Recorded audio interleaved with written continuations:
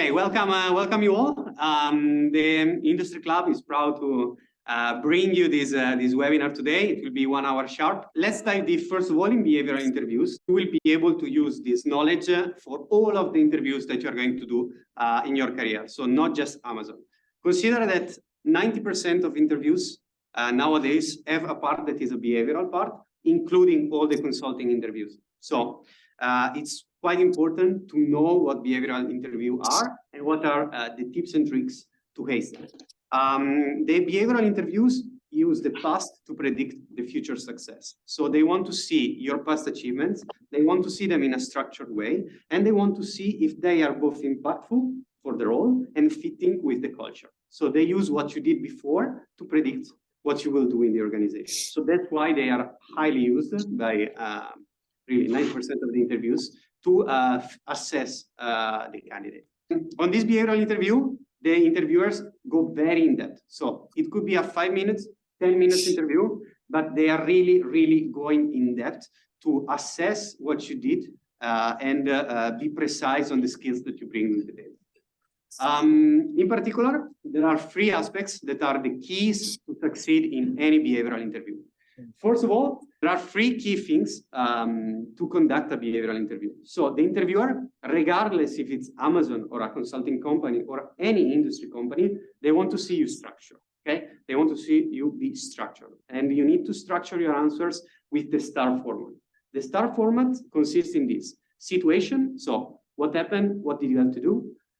Situation and task go together. Action, what did you do in the first person, okay? And what was the result? Structure is extremely important, and keep in mind that of these 3 aspects that we're going to show you today, if one of them is missing, the interview doesn't go well. So the second aspect is impact and scope. So people are looking for impact in what you did. If you're applying to a senior position or even to a consulting position, you need to bring them something impactful for the organization. So it must have been a difficult, complex task. And so the scope and the impact of your example is evaluated. And third of all, the relevancy. So the example that you bring need to be relevant to the question that you were asked. Okay, this could sound trivial, but it's very important. And second of all, it needs to be relevant to the company expectations. So if you're applying to McKinsey have a defined culture. You need to fit with that culture. So you need to try your example to show that you fit on the culture. And same for any other company, Amazon and so on. Remember that case interviews, technical interviews are what wins you the job, okay? But behavioral interviews are what lose you the job, all right? You lose the interview if you go badly on the behavioral interview, because the interviewers are actually assessing, do I want to work with this guy? Or is this guy fit for my organization? And we will go in depth to a behavioral interview structured by 30 minutes. So you will see in detail what we are explaining. So there are 14 leadership principles. In this slide, there are only 12 because 2 have been added in the last year and a half. But these are actually the 12 leadership principles for which you are tested. Depends a lot on which part of the organization you want to join. So if you want to join AWS, you will probably have invent and simplify kind of questions. If you want to join operation, you will have both deliver results kind of questions and earn trust kind of question, because actually Amazon operation is a very people manager role. 50% of it is managing your reports, your team. So you really need to have earn trust as a key leadership principle. Okay, so you really need to be able to connect with people from every kind of backgrounds. You need to be able to lead them and inspire them. These are the 12 leadership principles with an example of questions. I wouldn't say focus too much on these questions. What the key is, you don't have to prepare 12 to 14 examples. That's not possible, because after 10 examples, your examples will lose relevancy. And relevancy is one of the keys for the behavioral interview. Prepare 6 to 8 examples that are very good examples of your past achievements, and use these examples to be flexible. So if they ask you when did you deliver a result, you have the example. But if they ask you when you invent and simplify, maybe the same example, can fit multiple leadership principles. So start with your all leadership experiences. Take only the most important one and see how many leadership principles can they match. Okay, because probably one leadership principle will match to multiple. One example will match to multiple leadership principles. Amazon strongly believe, and this is what all the other companies are now strongly believing, that your past success are the best indicator for your future success. All right.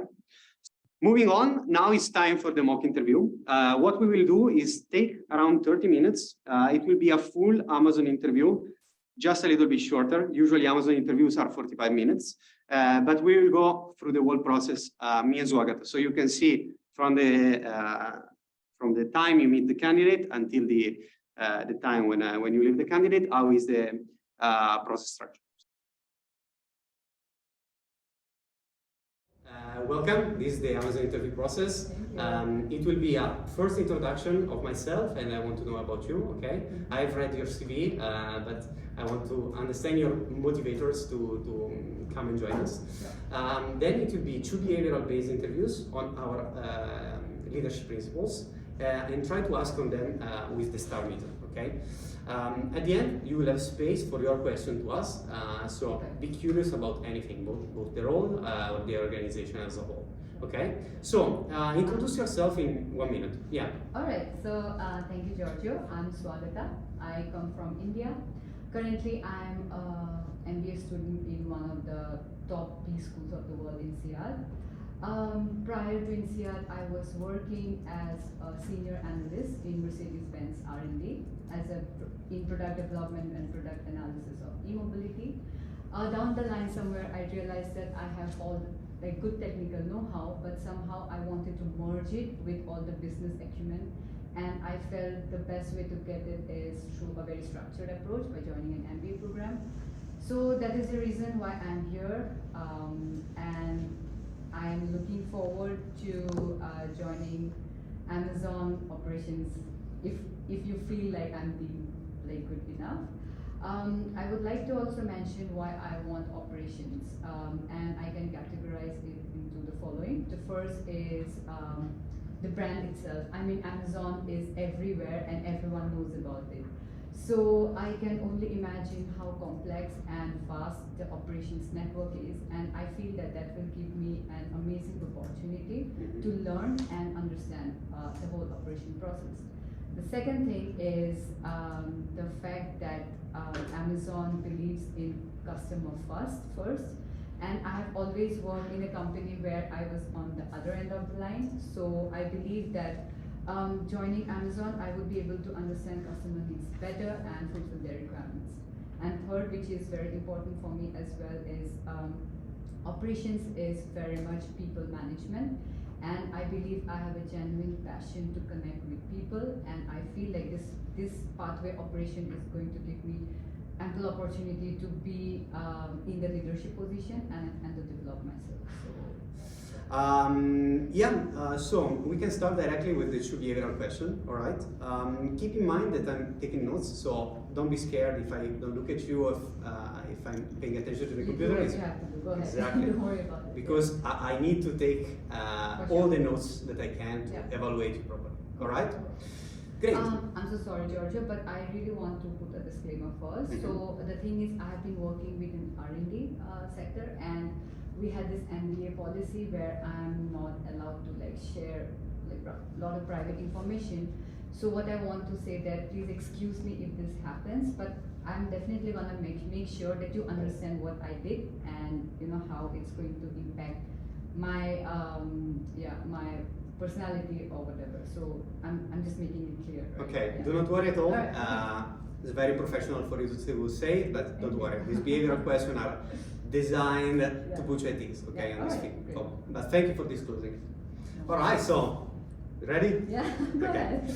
Listen, first question. Tell me about a novel idea you had or a decision that you had to make that had a big impact on your organization. So what was so innovative about it? Okay, thank you for the question, Giorgio.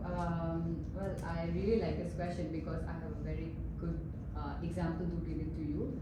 So I was working with, like I said, I was working in the electric vehicle division, and like how do I say, like as a team, what we had to do is kind of come up with a design solution which would help us decrease the noise of the powertrain in general, right?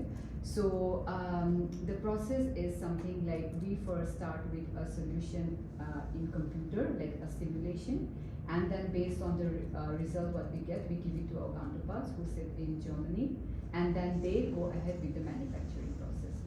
Now the problem that we have been facing for quite a while is that this simulation process takes more time than is actually required, and that kind of didn't give us an edge because we were like falling behind the deadline, and that was kind of jeopardizing our image in front of our counterparts.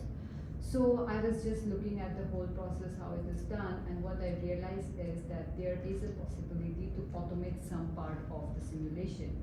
So I had a discussion with my manager, and I thought like, hey, why not just take a look into it? I'm not sure at that time whether I would be successful, but I mean, given a chance, I would definitely like to look into that because it's going to impact the whole process in terms of time saving, right? So I got the permission from my manager, and he was very happy, and so I went ahead with that. And usually the process takes like 5 to 7 days for the whole simulation to be completed, but we were able to narrow it down to almost 3 days, so which was a very big achievement for us, since we were able to take even more project at the same time, since we were able to save time on one project.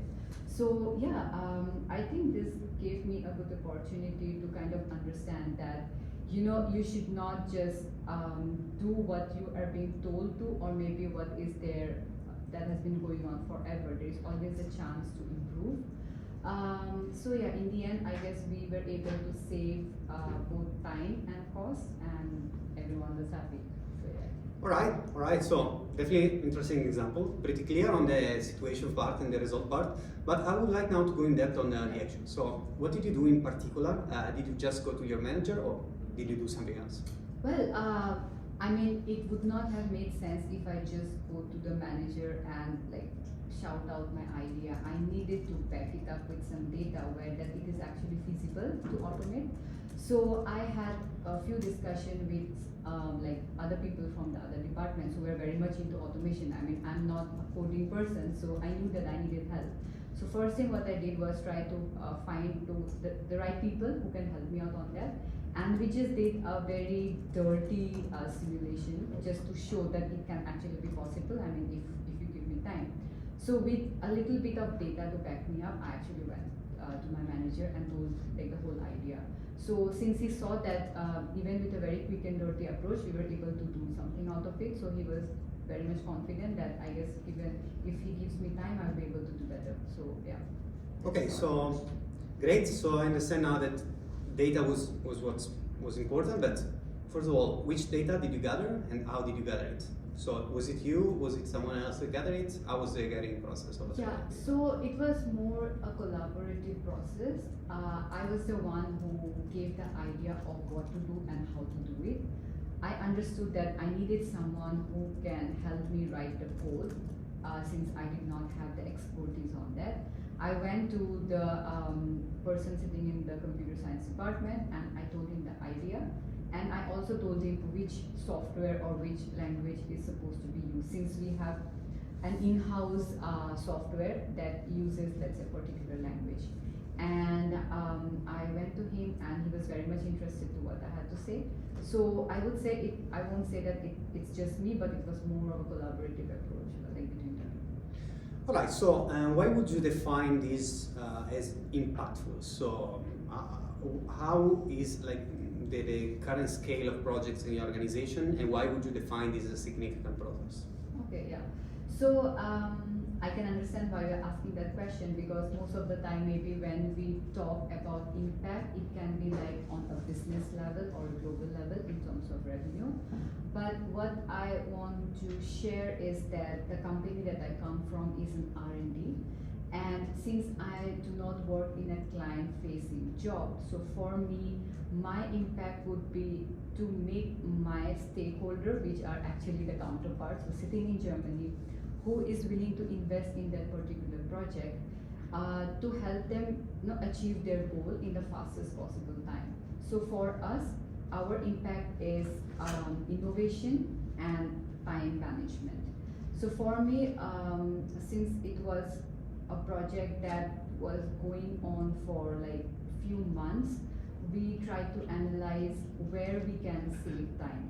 I mean, you cannot eliminate the time for manufacturing since the car is finally going to the road or to the customers, right?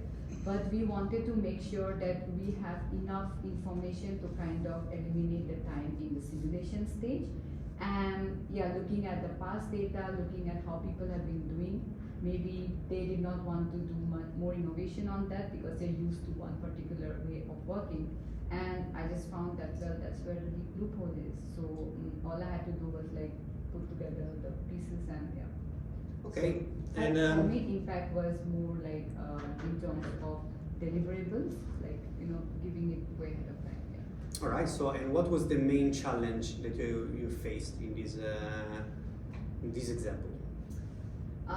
Well, the first challenge I would say is kind of convincing the manager to move from a very traditional approach to a newer approach, which may or may not work.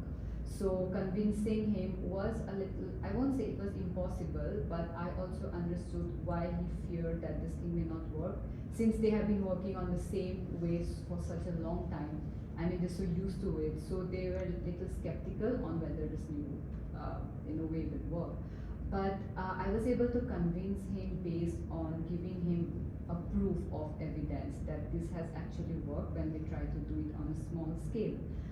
But if you give me like sufficient time and sufficient resources, I can produce the same results on a bigger scale. So yeah, that was a challenge for me at that point of time, but yeah, it worked out. All right, and as far as this stakeholder management, what was your biggest lesson learned from this example that you can and will apply also in the future? Yeah, so I think I can say that two big lessons I learned. The first is the power of collaboration. Mm-hmm. I feel it is so underrated that sometimes we actually do not understand how powerful collaboration is. For me, I mean, if had I worked in this project like solo, maybe I would not have been able to give the impact. But since I found the right person and made a rapport with him and kind of like showed the collaboration, we were able to achieve success. And the second thing is do not be scared to kind of think outside the box or take the road less taken, because we have been working on this project for quite a while with a very traditional approach, and nobody kind of thought about why not do something different. So yeah, it will always be risky, it will be challenging convincing people who are used to work in a certain way. But I think, I mean, that should not stop you from trying out new things. I mean, that is how innovation happens, and that is how you can do something much better.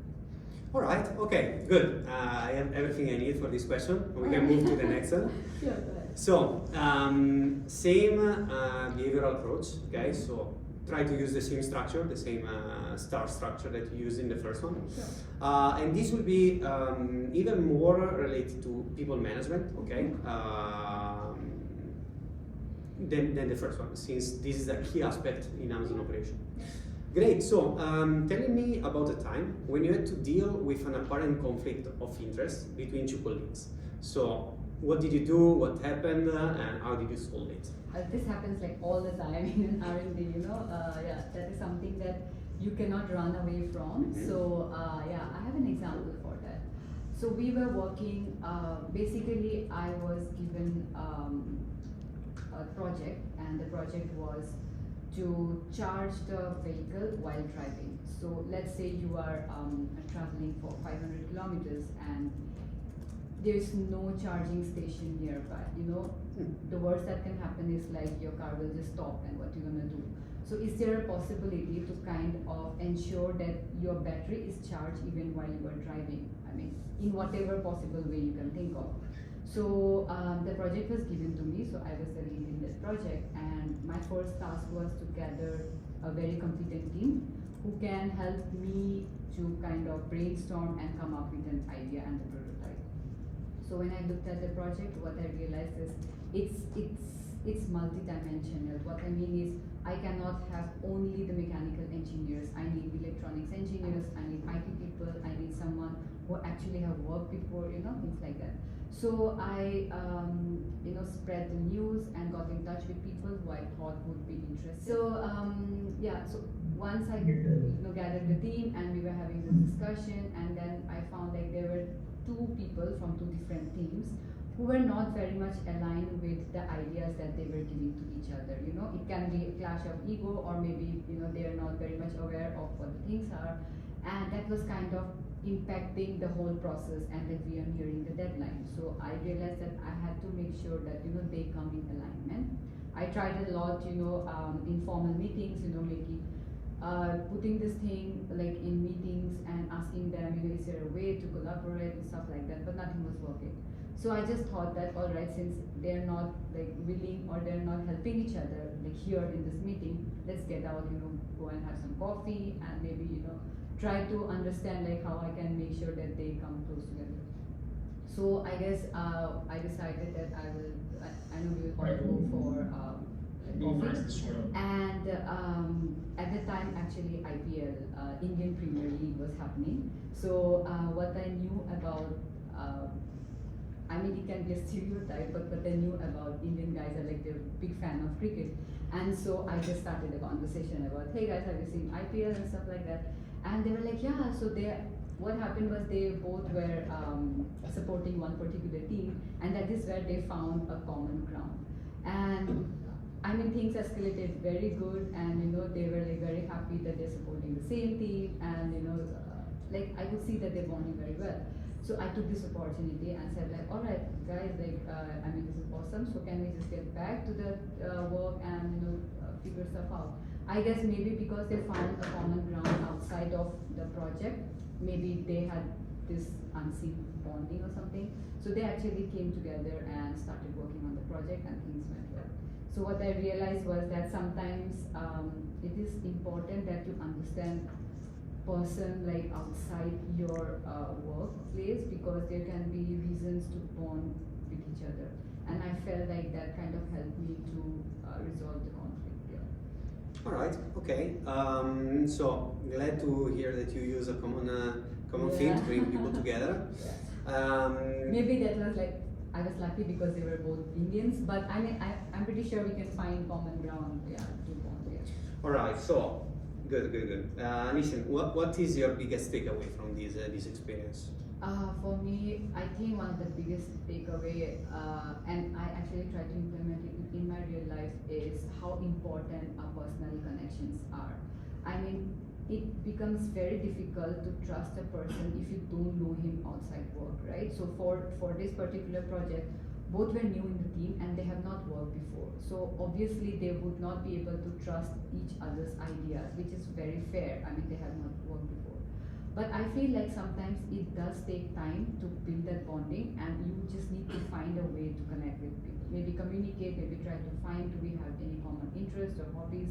And I guess that changed everything, at least for this project. Had I been like asking them to forcefully work together, I would not have been able to get what I wanted. But the fact that they were able to understand each other outside of the work in whatever way possible. Like for me, this is a cricket example, but it can be anything. So yeah, that kind of made me realize how important personal connection is.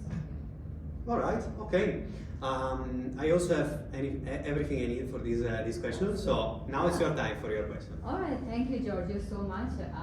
I really loved this conversation, and maybe I would, if time permits, do we have time? All right, great.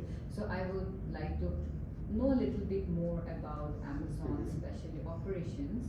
So how flexible are you guys to transfer people like from one center to another? Let's say I'm working in operations, but somewhere down the line, if I realize that I can add value to Amazon more in AWS, or maybe I'm working in UK, but now I feel like you have a project that's starting up in Singapore, and I feel like I'm the good fit there.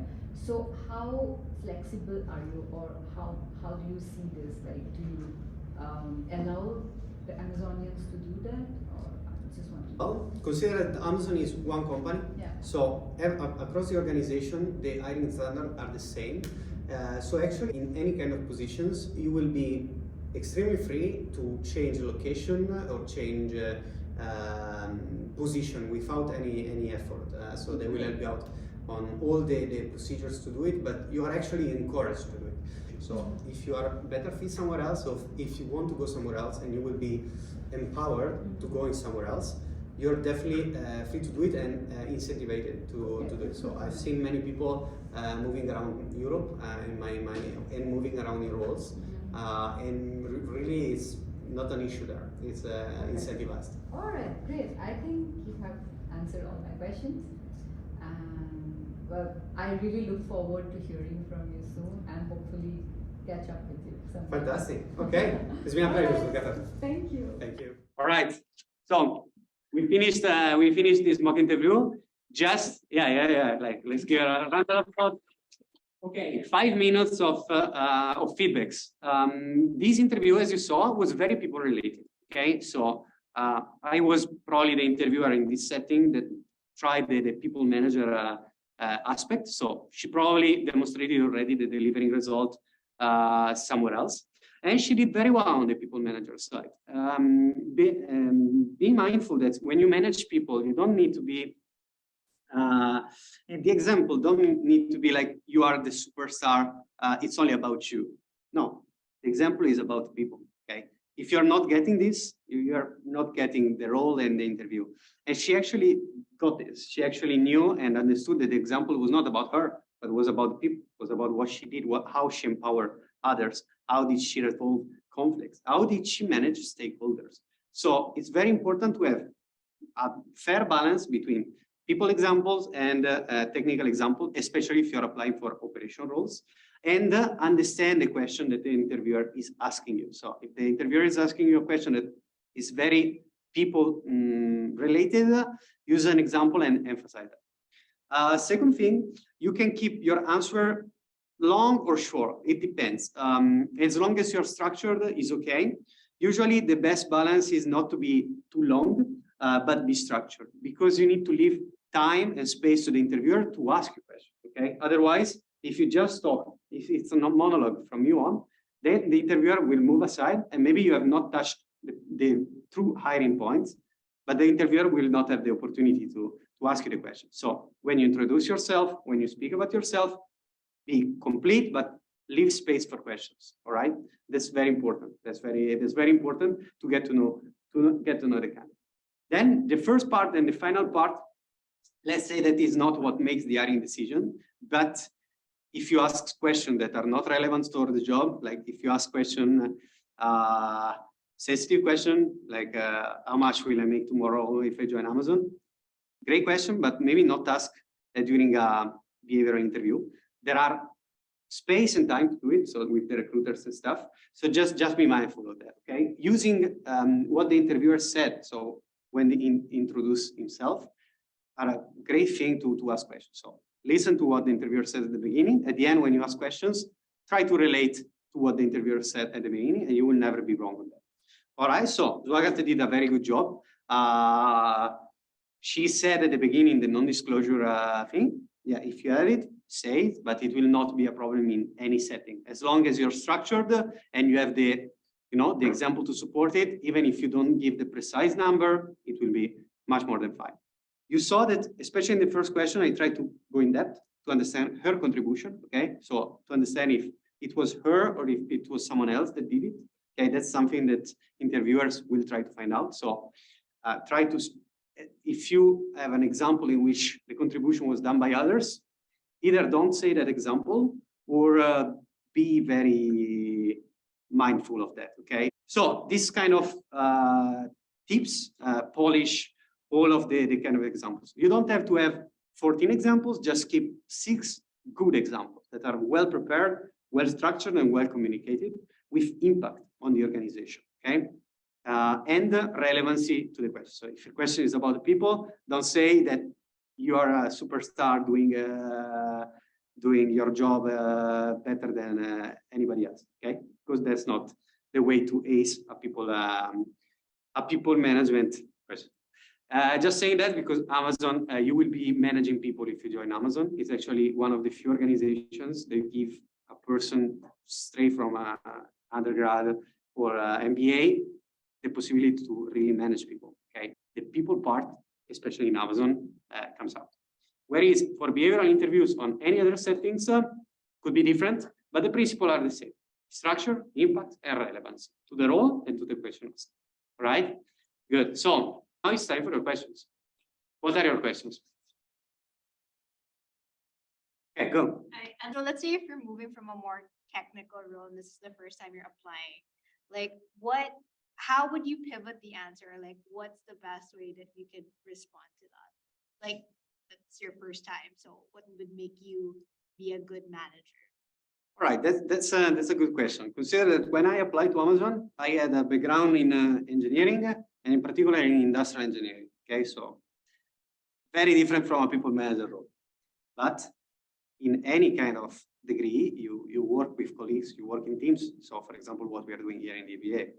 These teams are a sort of mini companies in which where you experience, working with others and collaborating with others. So either you use an example in which you work with a team, and in that case, you have a team of peers that are as equally difficult to work with as it is to manage actually direct reports. Okay, probably could be even easier to manage reports because there you have even authority. Okay, so either you use those kind of examples, or you use examples when you had to deal with stakeholders. Okay, stakeholders, there are several stakeholders. Usually they are senior and they are usually very demanding and maybe not knowledgeable as you on your subject. These are precious examples. These are what to use to show that you worked and you interfaces with somebody that is not thinking the same as you. Okay, and this is a transferable skill to managing a team. So you use this kind of aspects. So if you apply to Amazon or if you apply to anything, any other company that has behavioral interviews and you want to refer to us, write to any member of the industry club. We can help you out. We can give you some other tips, or we can even do a mock interview. All right. Really, thank you very much for participating. All right. Thank you.